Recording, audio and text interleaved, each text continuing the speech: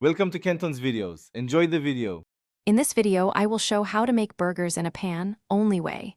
Heat a heavy skillet over medium-high heat and add a thin coating of oil. Place patties in the pan without crowding, searing each side for a golden crust. Flip once when juices rise and finish to desired doneness. Rest patties briefly before assembling on toasted buns with your favorite toppings and sauces. Make patties with a light touch and aim for uniform thickness so they cook evenly. Season just before the pan to keep moisture in the meat and avoid overworking the beef. A small center dimple helps the burger stay flat as it cooks. Cook on medium-high for a good sear, then lower heat if needed to reach your preferred doneness. Rest briefly so juices redistribute before serving. If you're finding this helpful, please subscribe and like so I can keep sharing practical cooking tips.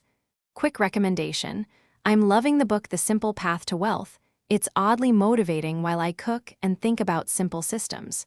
Check the description for the link and other deals if you want to grab a copy.